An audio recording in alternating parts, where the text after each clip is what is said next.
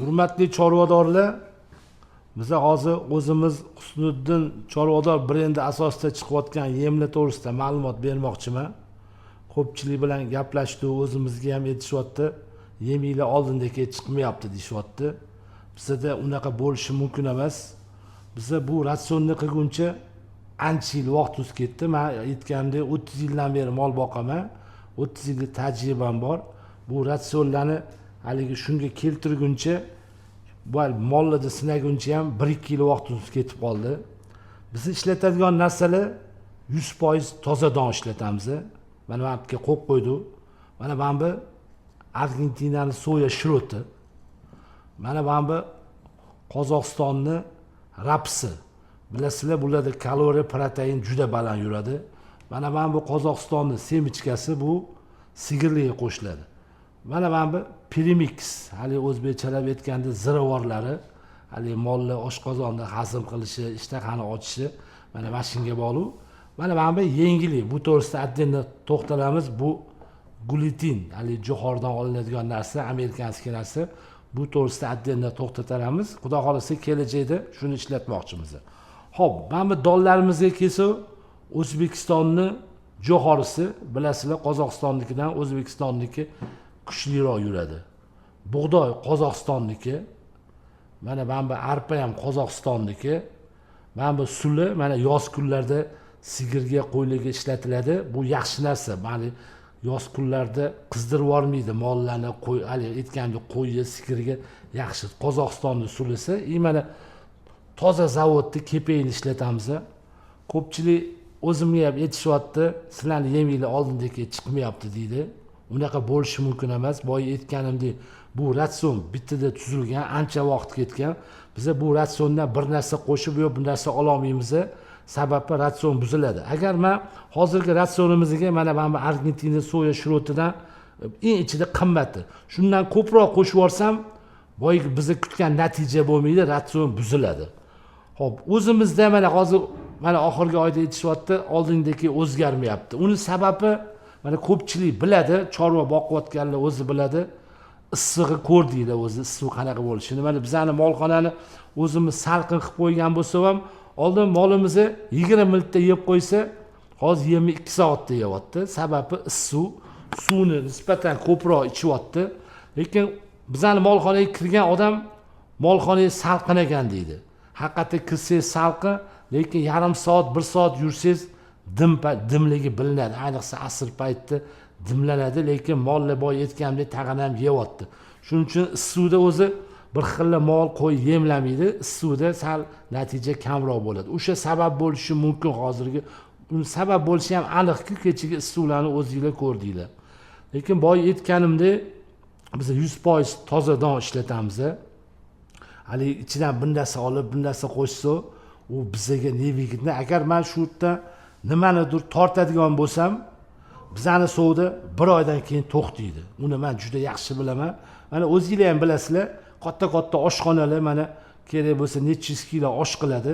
Agar oshidan nimadir masalani tortadigan bo'lsa, 1 oyda o'sha klient ayniydi.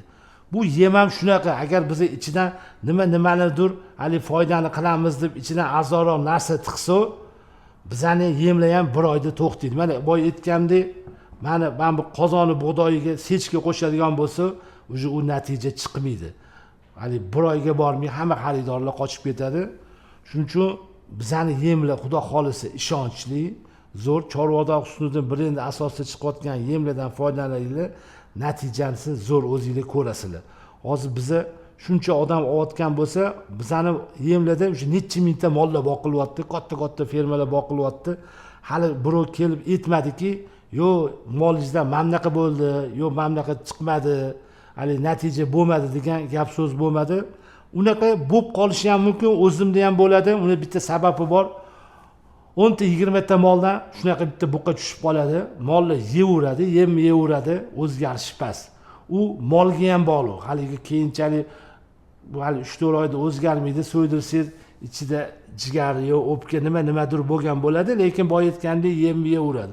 Endi u molga ham bog'liq, lekin sog'lom mol bo'lsa, kerakli natijani beradi. Boy o'xshamay qolgan degani, boy o'zimda ham bo'lgandek, molni o'zida nimadir bo'ladi. Xudo xolisa bizani yemlardan ishlatsanglar, chorvalardan baraka topasizlar.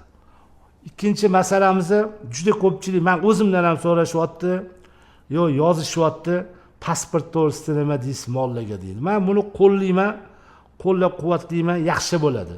Molga endi qo'ylar, ani mayda qo'ylarga unda ish ko'payib ketadi-yu, molga yaxshi bo'ladiki, men o'zim shu 30 yil tajribadan kelib chiqib aytaman, ko'p muammolar bo'lgan. Lekin bu pasport oldin ham bo'lgan. Veterinarga borsangiz yozib beravergan, endi hozir majburiy deb aytishayotgan ekan, men hali aniq bilmayman. Pasport yaxshi tarafi, men o'zim ko'zim bilan ko'rgan narsalar, bozordan mol olib qo'ysangiz, bozordan ichidan mol olsangiz, agar o'g'irlangan mol bo'lsa, egasi kelib qolsa, molni qaytarib berasiz. Pulingizga to o'g'ri tushib, u pulda o'g'ri tutilib, o'g'rida u pul turgan bo'lsa, sizga beradi o'g'ri. Yo'qmasam, sizni pulingiz ketadi. Hali mol egasiga qaytarib berasiz, pulingizga tushasiz. U mol bozorda bo'lib qolsa, yaxshi, shunaqa bo'ladi. Agar mol bozordan ko'chada bo'lib qolsa, o'g'irli narsa olib qo'ysangiz, molmi, qo'ymi, nimadir olib qo'ysangiz, unda siz teng sherik bo'lib ketib qolasiz. Mol bozori ichida bo'lsa, u bozordan olgan u sherik bo'lmaydi, boy aytgan pulingizga qo'yasiz. Unaqalarni ko'rganman muammolarni. Lekin ko'pchilik aytishi mumkin, menda unaqa bo'lmaydi deb aytishi mumkin. Men ko'rgan, shunaqa ko'rgan odam tanishlarda ko'rganman.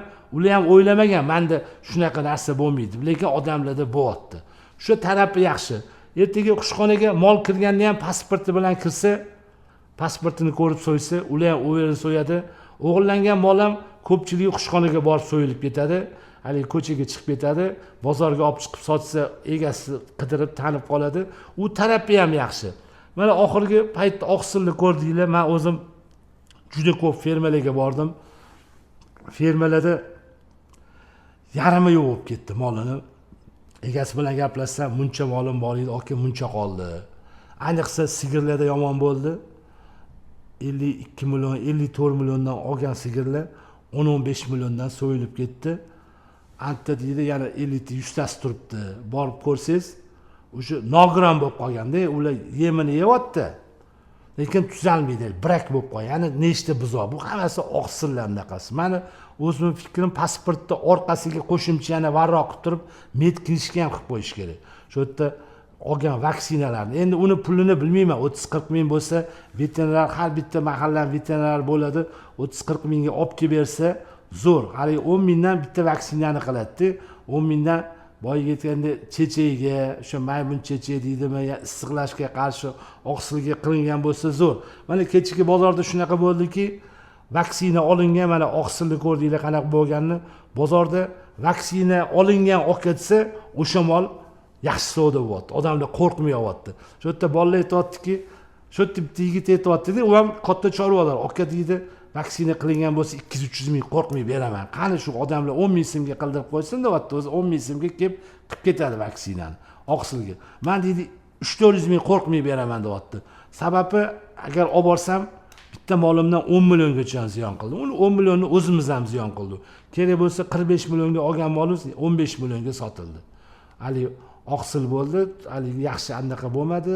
Hali bu yilgi oqsil boy aytganimdek sindirib qo'ydi. Agar pasport bo'lsa, molga, mayli otga bo'lsin, menimcha yaxshi bo'ladi. U pasport qimmat ham bo'lmaydi.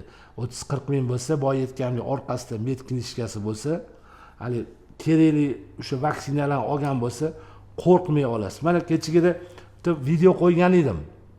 Mana men buqani olib keldim dedim. Video 21 million 400 ga oldi. Mana kecha olib keluvdi, bugun yemayapti. Buni ko'proq egasi to'ydirib qo'ygan, egasi bilan baylashib oluvdim bir haftaga dedim. Haqiqatda olib ketdi, aka dedi, mol bo'lmadi, so'ydirib yubordim dedi. 8 million ziyon qilibdi. O'sha bola u ham birovdan olganda 8 million ziyon qilibdi. Lekin men otgan bir hafta garantiya so'rab oldim. Agar men uni begonadan olgan bo'lganda, men 8 million men ziyon qilgan bo'lardim. O'sha pasportda nimadir anaqa o'sha vaksina bilan bog'liq bir narsa kasal bo'lgan ekan. O'sha olinmagan ekan. O'sha vaksinasi 10-15 mingga olinganda, o'sha 8 million baribir katta narsa. Shuning uchun men pasportni joriy qilish kerak. Zo'r bo'ladi. Endi ko'pchilik aytishi mumkin.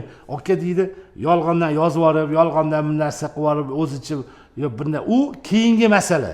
Men agar to'g'ri ishlanadigan narsa to'g'risida aytyapman. Rostdan pasport to'g'ri ishlanib, to'g'ri vaksina, hammasi to'g'ri qilinsa deyapman. Ko'pchilik yo bundoq qilib yuboradi, aldab yuboradi, yo boshqa mol lekin boshqa, u boshqa masala. Lekin men aytganimdek, to'g'ri qilinsa, Xudo xolisa chorvadan baraka topiladi. Oddiy mashina, bitta buqani puliga mashina beryapti. 30-40 millionga Nexia olsangiz bo'ladi. 30-40 millionga Nexia olib notarsga borsangiz 5 million qancha to'laysiz, nomerga yana qancha 10 million dokumentini o'zi ketyapti. 30-40 millionga mol olasiz, 30-40 mingga o'shani qilib olib, kerakli vaksinalarni qilib qo'ying. Xudo xolasa chorvangizdan baraka topasiz. Alloh hammalar xonadoningizga xayr baraka bersin. Chorvador Husniddin brendi asosida chiqayotgan yemlardan foydalaninglar. Xudo xolasa chorvalardan baraka topasizlar.